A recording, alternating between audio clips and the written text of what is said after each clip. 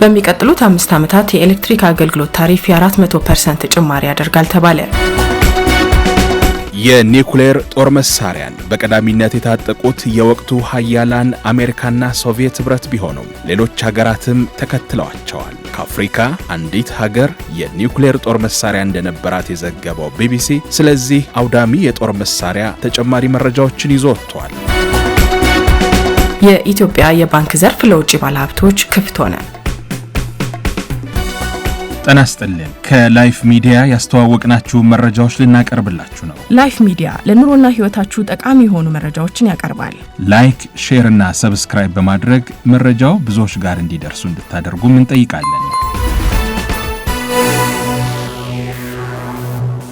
በቅርቡ ይፋ የሆነው ሁለተኛው የኢትዮጵያ ኤነርጂ ምልከታ በ2028 በኢትዮጵያ ኤሌክትሪክ አገልግሎት ታሪፍ ጭማሪ በትንሹ 400% እንደሚሆን አመላክቷል። የ400% የታሪፍ ጭማሪ ይደረጋል ተብሎ የሚጠበቀው የኢትዮጵያ ኤሌክትሪክ አገልግሎትና የኢትዮጵያ ኤሌክትሪክ ኃይል መንግስትንና የነዳጅና ኤነርጂ ባለስልጣን በማማከር እንደ አውሮፓውያን አቆጣጠር ከ2024 እስከ 2028 ባሉት ዓመታት የኤሌክትሪክ ታሪፍ ደረጃ በደረጃ ጭማሪ እንደሚያሳይ ይፋ ባደረጉት መሰረት እንደሆነ ሪፖርቱ ያሳያል ሲል ሪፖርተር ዘግቧል። ይህ የታሪፍ ማስተካከያ የኢትዮጵያ ኤሌክትሪክ ኃይል የሚያወጣውን ወጪ የሚመጥን ገቢ መሰብሰብ እንዲችል ያደርጋል ተብሎ ሲጠበቅ ለኢትዮጵያ ኤሌክትሪክ አገልግሎት ደግሞ የተረጋጋ የፋይናንስ ሁኔታ እንዲፈጠርና አቅሙን እንዲያሳድግ በማድረግ የብሔራዊ ኤሌክትሪክ መስመር የማስፋፋትና የመቆጣጠር ተግባሩ እንዲወጣ ያስችለዋል ተብሏል። የኤሌክትሪክ ኃይል አቅርቦት ደህንነት ላይ መሻሻሎች እንዲቀጥሉ የተመረተውን ኃይል ወደ ኤሌክትሪክ መለወጥ እንዲፋጠን የታሪፍ ጭማሪው ተቀባይነት አስፈላጊ መሆኑን ሪፖርቱ አስቀምጧል። የኢትዮጵያ ኤሌክትሪክ ኃይልን የፋይናንስ ጫና ለማቃለልና አቅሙን ለማጠናከር ሲባል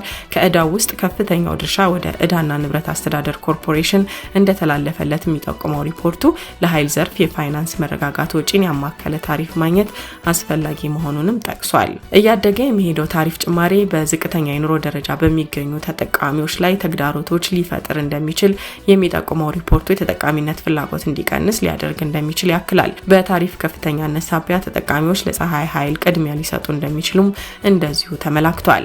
እንደ አውሮፓውያን አቆጣጠር በ2028 አጠቃላይ የአገልግሎትና የንግድ ዘርፎች የኤሌክትሪክ አገልግሎት ታሪፍ ተመን ጭማሪ በኪሎዋት ሰዓት ከ2 ብር 12 ሳንቲም ወደ 9 ብር ከ8 ሳንቲም እንደሚደርስ ተጠቅሷል። ይህም መጠነኛ የታሪፍ ጭማሪ ነው ተብሏል። ከፍተኛ ኤሌክትሪክ ኃይል ተጠቃሚ ለሆኑ ኢንዱስትሪዎች ከፍተኛ ታሪፍ ይጣላል የተባለ ሲሆን ለከፍተኛ ኤሌክትሪክ መጠን ወይም ቮልቴጅ ተጠቃሚ ኢንዱስትሪዎች በኪሎዋት ሰዓት ከ1 ብር ከ36 ሳንቲም ወደ 2 ብር ከ80 ሳንቲም ከፍ እንደሚልም ተጠቅሷል። የታሪፍ ማስተካከያ እቅዱ ቀስ በቀስ ወደ ወጪን መሰረት ያደረገ የኤሌክትሪክ ታሪፍ ወደ ማስከፈል መሸጋገሩን የሚያረጋግጡ በርካታ ቁልፍ ነገሮችን ያካትታል ተብሏል። በዚህም በሚቀጥሉት 4 ዓመታት የኤሌክትሪክ አገልግሎት ታሪፍ በየጊዜው እየጨመረ ሲሄድ በሩብ ዓመት ጊዜ ውስጥ የ10% እድገት እንደሚኖረው ተጠቁሟል። የዚህ ጭማሪ ግብ በ2028 ሙሉ ወጪን ለመሸፈን ያለመ ነው። ዘመናዊ የኃይል ስማርት ሜትር ተጠቃሚዎች በተጠቀሙት ጊዜ ልክ መሰረት ያደረጉ የኤሌክትሪክ ታሪፍ ክፍያ የሙከራ ፕሮጀክቶችን አጠቃቀም ለማስፋት እቅድ መያዙም ተነግሯል። በጊዜ ላይ የተመሰረተ የታሪፍ ክፍያ ሙሉ ተግበራ በ2026 በትልልቅ ኢንዱስትሪዎችና በንግድ ደንበኞች ላይ ይጀምራል ተብሎ እንደሚጠበቅ በሪፖርቱ ተገልጿል። ሆኖም በትልልቅ ኢንዱስትሪዎችና ወደ ውጭ በሚላክ ኃይል ላይ የሚጨመረው ታሪፍ ኢትዮጵያ በምስራቅ አፍሪካ ያላትን የኤሌክትሪክ ኃይል ላኪነት ሚና ተወዳዳሪነት ለማረጋገጥ በየጊዜው ሊገመገም እንደሚችል በሪፖርቱ ሳይጠቀስ አልታለፈም። በከፍተኛ ወጪ በመሰረተ ልማት ውስንነትና በግንኙነት ፍጥነት ቀርፋፋነት ምክንያት የዋናው ብሔራዊ ኤሌክትሪክ መስመርን ማስፋፋት ፈታኝ መሆኑም ተገልጿል። እንደ አውሮፓውያን አቆጣጠር በ2024 ብቻ 22% ኢትዮጵያን ከዋናው ኤሌክትሪክ መስመር ግንኙነት እንዳላቸው የጠቀሰው ሪፖርቱ አሁን ባለው ፍጥነት ቢቀጥል በ2030 የብሔራዊ መስመሩ አካል የሚሆኑ 27% ናቸው ተብሏል። ይህም በብሔራዊ ኤሌክትሪፊኬሽን ፕሮግራም 96% ለማድረስ ከተያዘው ግብ ያነሰ እንደሚሆን አመላካች ነውም ተብሏል። በአሁኑ ጊዜ በኢትዮጵያ የሚገኙ ሁሉም የኃይል ማመንጫዎች በመንግስት ቁጥጥር ስር መሆናቸውን የሚጠቅሰው ሪፖርቱ በውሃ፣ በንፋስ፣ በፀሐይና በእንፋሎት ፕሮጀክቶች ላይ ወደፊት የግል ኢንቨስትመንት እንዲኖር መታቀዱንም ያክላል። ይህ በእንዲህ እንዳለ ኬንያ የዘርፉ የኢትዮጵያ ቀዳሚ የንግድ አጋር ሆና መቀጠሏን የሚገልጸው ሪፖርቱ በ2030 የኬንያ የኢትዮጵያ ኃይል አስተላላፊ መስመር በሙሉ አቅሙ 1200 ሜጋዋት እንዲሰራ ማድረግ ቅድሚያ ሊሰጠው እንደሚገባም ይጠቁማል።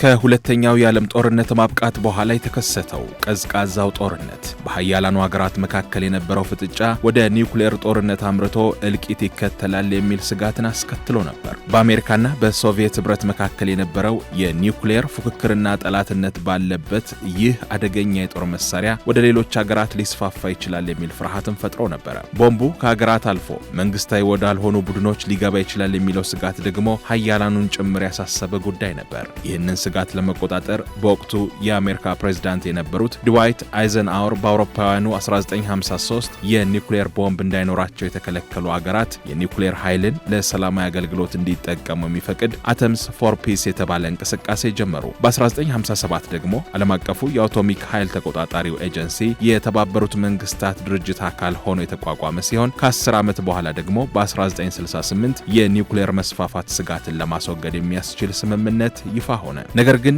ይህ የኒውክሌር ጦር መሳሪያ መስፋፋትን ለመግታት የተደረሰው ስምምነት እንደታሰበው በሁሉም የዓለም ክፍል የሚገኙ ሀገራት የኒውክሌር ጦር መሳሪያን እንዳይገነቡ ለማድረግ ሳይችል ቀርቷል። ለመሆኑ የኒውክሌር ጦር መሳሪያ ምንድን ነው? የኒውክሌር ቦምቦች እጅግ በጣም ኃይለኛ ፈንጂዎች ናቸው። በዚህ የፍንዳታ ሂደት ውስጥ ቦምቡ ኃይልን የሚያገኘው ከአተምና አይሶቶፕ ሲሆን ለዚህም ነው አንዳንድ ጊዜ አቶሚክ ቦምብ የሚባለው። የኒውክሌር ጦር መሳሪያዎች ከፍተኛ መጠን ያለው ጨረር ስለሚረጩ በጨረር ምክንያት ህመምን ያስከትላሉ። በዚህም የተነሳ መሳሪያው የሚያስከትለው ጉዳት ከፍንዳታው በኋላም ቢሆን ለረጅም ጊዜ ይቀጥላል። ነገር ግን በዓለም ታሪክ ይህ መሳሪያ ጥቅም ላይ የዋለው 2 ጊዜ ብቻ ነው። ይህም በሁለተኛው የዓለም ጦርነት ማብቂያ ላይ በጃፓን ከተሞች ሂሮሺማና ናጋሳኪ ላይ ነው። በዚህም ከባድ እልቂትና ውድመት መድረሱ አይዘነጋም። በሂሮሺማ ከተማ ላይ በተጣለው ቦምብ ምክንያት የተፈጠረው ጨረር ለበርካታ ወራት ቆይቶ 80,000 የሚደርሱ ሰዎችን ለሞት ዳርጓል። በናጋሳኪ ደግሞ ከ70,000 በላይ ሰዎች ሞተዋል። ምንም እንኳን ይህንን ቦምብ ሩሲያ፣ አሜሪካ፣ ዩናይትድ ኪንግደም፣ ፈረንሳይ፣ ቻይና፣ ህንድ፣ ፓኪስታን፣ እስራኤልና ሰሜን ኮሪያ የታጠቁ ቢሆንም ከሁለተኛው የዓለም ጦርነት በኋላ ጥቅም ላይ አልዋለም። ስለ ኒውክሌር ሲነሳ የኒውክሌር ጦር መሳሪያ የነበራት አፍሪካዊት ሀገር ማናት ሲልም ቢቢሲ በዘገባው ተመልክቷል። ይህንን አውዳሚ የጦር መሳሪያ በቀዳሚነት የታጠቁት የወቅቱ ሀያላን አሜሪካና ሶቪየት ህብረት ሲሆኑ በተከታይነት ከአውሮፓ ዩናይትድ ኪንግደምና ፈረንሳይ፣ ከእስያ ቻይና፣ ሰሜን ኮሪያ፣ ህንድና ፓኪስታን፣ ከመካከለኛው ምስራቅ ምንም እንኳ መሳሪያው እንዳላት በይፋ ባታምንም እስራኤል፣ እንዲሁም ከአፍሪካ በአፓርታይድ ስር የነበረችው ደቡብ አፍሪካ ይጠቀሳሉ። በጥቂት ነጮች የዘር መድሎ ስርዓት ስር የነበረችው ደቡብ አፍሪካ ከአውሮፓውያኑ 1960ዎቹ እስከ 1990ዎቹ የኒውክሌር ባዮሎጂካልና ኬሚካል ጦር መሳሪያዎችን ጨምሮ ጅምላ ውድመትን በሚያደርሱ መሳሪያዎች ላይ ምርምር ስታካሄድ ቆይታለች። እንደሚነገረው በደቡብ አፍሪካና በአካባቢዋ የሚካሄዱ የነጻነት እንቅስቃሴዎች የአፓርታይድ ስርዓትን ስጋት ላይ ስለጣሉት ከሶቪየት ህብረትና በእሷ በሚደገፉ የአካባቢው ኃይሎች ፈተና ከገጠማት አሜሪካ ከጎኗ እንድትሰለፍ ለማድረግ የኒውክሌር መሳሪያን መጠቀሚያ ማድረግን ዓላማው አድርጋ ነበር ደቡብ አፍሪካ የተነሳችው። ደቡብ አፍሪካ አደገኛውን የጦር መሳሪያ በጦር ሜዳ ላይ ለመጠቀም ሳይሆን ከያቅጣጫው በዘር መድሎ ስርዓቷ ላይ የሚደርስባትን ጫና ለማርገብ እንደ መከላከያ ይዛው ነበር። በዚህም እስከ 6 የሚደርሱ የኒውክሌር አረሮችን በድብቅ አዘጋጅታ ነበር። ደቡብ አፍሪካ የኒውክሌር ጦር መሳሪያውን በመገንባት ሂደት ውስጥ የአሜሪካ፣ የፓኪስታን፣ የእስራኤልና የታይዋን ባለሙያዎች በተለያየ ሁኔታ ተሳትፈዋል። ለኒውክሌር ጦር መሳሪያ ግብዓትነት የሚውለው ዋነኛ ማዕድን ዩራኒየም ባለቤት የሆነችው ደቡብ አፍሪካ የጦር መሳሪያዋን በእጇ ካስገባች በኋላ ጠቅላይ ሚኒስትሯ የነበሩት ፒደብሊው የመሳሪያውን ጠቀሜታ በተመለከተ ሲናገሩ ወታደራዊ ሳይሆን በዋናነት በዓለም አቀፍ ደረጃ የሚኖራትን የመደራደር አቅም ከፍ የሚያደርግ ፖለቲካዊ መሳሪያ ነው ብለውታል። ደቡብ አፍሪካ አቅሟ በዙሪያዋ ባሉ ሀገራት በሶቪየትና በኩባ በሚደገፉት የነጻነት እንቅስቃሴዎች እየተፈተነ በመጣበት ጊዜ በእጇ ያሉት ኒውክሌር አረሮች አስፈላጊነት እያከተመ ለስርዓቱም አደጋ የሚያመጣ መሆኑን በመገንዘቧ ለማስወገድ ማሰብ ጀመረች። የአፓርታይድ ፍጻሜ ሲቃረብ የደቡብ አፍሪካ መንግስት በራሱ ተነሳሽነት ቀድሞ አውዳሚዎቹን የጦር መሳሪያዎች ማስወገዱ በቀጠናውና በዓለም አቀፍ ፖለቲካ ውስጥ መተማመን ለመገንባትና ተቀባይነትን ለማግኘት ወሳኝ እርምጃ ነበረ። በዚህም የአፓርታይድ ስርዓት አብቅቶ የብዙሃኑ የጥቁሮች መንግስት በደቡብ አፍሪካ ከመቋቋሙ በፊት ያሏትን የኒውክሌር ቦምቦች አስወግዳ ስታካሄድ የነበረውን የጦር መሳሪያውን ግንባታ ፕሮግራም በፍቃዱ አቆመች። ከዚያም በአውሮፓውያኑ በ1991 የኒውክሌር ጦር መስፋፋት መከላከል ስምምነት ፈራሚ ሆና ዓለም አቀፉ የአቶሚክ ኢነርጂ ኤጀንሲ በአገሪቱ ውስጥ ያካሄደውን ፍተሻ በ1994 አጠናቆ ደቡብ አፍሪካ በእጇ ላይ ያሉ የኒውክሌር ጦር መሳሪያዎች መወገዳቸውን አረጋግጧል። በዚህም በአፍሪካ ውስጥ የኒውክሌር ጦር መሳሪያ በመታጠቅ ቀዳሚ የነበረችው ደቡብ አፍሪካ ለዓመታት ያካሄደችው መርሃ ግብር ሙሉ ለሙሉ በማቆም በዓለም የአውዳሚው መሳሪያ ባለቤት ከሆኑ ሀገራት ዝርዝር ውስጥ መውጣት ችላለች። ይህንን ዘገባ ባጠናቀረው ቢቢሲ ለኒውክሌር ጦር መሳሪያ ወሳኝ ስለሆነው ዩራኒየምም የተካተቱ ነጥቦች አሉ። ዩራኒየም በየትኞቹ የአፍሪካ ሀገራት ይመረታል? አፍሪካ በምድራችን ላይ በተለያዩ የተፈጥሮ ማዕድናትና ሀብቶች ከበለጸጉ ሀገራት መካከል በቀዳሚነት ከሚጠቀሱት ውስጥ ናት። ለኒውክሌር ጦር መሳሪያ ወሳኝ የሆነው ዩራኒየም በበርካታ የአፍሪካ ሀገራት ውስጥ ይገኛል። በሁለተኛው የዓለም ጦርነት ማብቂያ ወቅት አሜሪካ የመጀመሪያውን የኒውክሌር ቦምብ ጥቃት በጃፓን ከተሞች ላይ ስትፈጽም ለቦምቦቹ መስሪያ የዋለው ዩራኒየም ከዲሞክራቲክ ኮንጎ የተገኘ መሆኑ ይነገራል። የዩራኒየም ማዕድን በተለያዩ ደረጃዎች ተጣርቶ ለኒውክሌር ጦር መሳሪያ የሚውል ሲሆን የተለያዩ ሀገራት ማዕድኑ እንዳላቸው ይታመናል። ይህንን ማዕድን ከሚያመርቱ 10 ዋነኛ ሀገራት መካከል 3ቱ የአፍሪካውያኑ ናሚቢያ፣ ኒጀርና ደቡብ አፍሪካ ናቸው። ማዕድኑ ለተለያዩ አገልግሎቶች የሚውል ቢሆንም ለአውዳሚ ተግባር ጥቅም ላይ እንዳይውል በዓለም አቀፉ የአቶሚክ ኃይል ኤጀንሲ አማካኝነት ቁጥጥር ይደረግበታል። የኒውክሌር ነገር ሲነሳ ተደጋግሞ የሚመጣው ሌላኛው ጥያቄ የትኞቹ ሀገራት ኒውክሌር ሊታጠቁ ይችላሉ የሚለው ነው። በንድፈ ሐሳብ ደረጃ የትኛውም ቴክኖሎጂ፣ ዕውቀትና ተቋሙ ያለው ሀገር የኒውክሌር ጦር መሳሪያ ሊታጠቅ ቢችልም የኒውክሌር መስፋፋትን የሚገድበው ዓለም አቀፍ ስምምነት ግን እዚህ ጋር ይመጣል። ይህ በዓለም ሀገራት መካከል የኒውክሌር ጦር መሳሪያ መስፋፋት ለመከላከል የተደረሰው ስምምነት አውዳሚው መሳሪያ በሁሉም እጅ እንዳይገባ እንዲሁም ያሉትም እንዲወገዱ የሚያደርግ ነው። ከአውሮፓውያኑ 1970 ወዲህ አሜሪካ፣ ሩሲያ፣ ዩናይትድ ኪንግደም፣ ፈረንሳይና ቻይናን ጨምሮ 191 ሀገራት ይህንን ስምምነት ፈርመዋል። እነዚህ 5 ሀገራት ከስምምነቱ በፊት የጦር መሳሪያውን ገንብተውና ሞክረው ስለጨረሱ የኒውክሌር ጦር መሳሪያው እንዲኖራቸው ተፈቅዶላቸዋል። ነገር ግን እነዚህ ሀገራት የኒውክሌር ጦር መሳሪያ እንዲኖራቸው ቢፈቀድላቸውም በስምምነቱ መሰረት እስከ መጨረሻው ይዘውት ለመዝለቅ ሳይሆን ያሏቸውን የኒውክሌር አረሮች ቀስ በቀስ እየቀነሱ እንዲያስወግዱ ይጠበቅባቸዋል። የኒውክሌር ጦር መሳሪያ እንዳላት ያላረጋገጠችው ወይም ያላስተባበለችው እስራኤልና ህንድ እንዲሁም ፓኪስታን ስምምነቱን አልፈረሙም። ሰሜን ኮሪያ ደግሞ ከ20 ዓመት በፊት ከስምምነቱ ራሷን አግላለች ሲል የዘገበው ቢቢሲ ነው።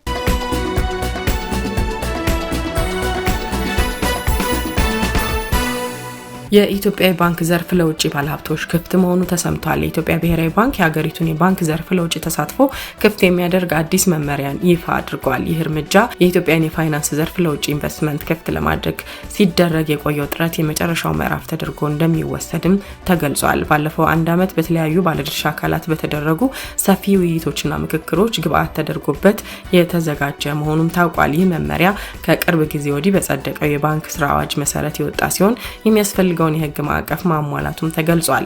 ይህ አዲሱ የፈቃድ አሰጣጥ መመሪያ ለመጀመሪያ ጊዜ የውጭ ባለሀብቶች ባንኮችንና ሌሎች ስትራቴጂካዊ ባለሀብቶችን ጨምሮ በኢትዮጵያ የባንክ ስርዓት ውስጥ እንዲሳተፉ ያስችላል ተብሏል። ብሔራዊ ባንክ ሰኔ 18 ቀን 2017 ዓ.ም ባወጣው መግለጫ መመሪያው የውጭ ተዋናዮች የባንክ ዘርፉን እንዲቀላቀሉባቸው በርካታ መንገዶችን ያቀርባል። ከነዚህም መካከል ቅርንጫፍ ባንኮችን፣ የውጭ ባንክ ቅርንጫፎችን ወይም የወኪል ቢሮዎችን ማቋቋም ይገኙበታል። ይህን ተከትሎ የኢትዮጵያ ብሔራዊ ባንክ የሀገሪቱን የባንክ ዘርፍ ለውጭ ተሳትፎ ክፍት መሆኑን የገለጸ ሲሆን የውጭ ባንኮችና ባለሀብቶችም ማመልከቻዎቻቸውን ለብሔራዊ ባንክ ማቅረብ እንደሚችሉም አሳውቋል። ከላይፍ ሚዲያ ለዕለቱ ያዝናቸው መረጃዎች እነዚህ ነበሩ። ማንኛውም አስተያየትና ጥያቄዎቻችሁን በኮሜንት መስጫው ስር አስቀምጡልን። ሰብስክራይብ፣ ላይክ እና ሼር አድርጉ። አብራችሁን ስለነበራችሁ እናመሰግናለን። በቀጣይ ቪዲዮ እስከምንገናኝ በያላችሁበት ሰላም ሁኑ።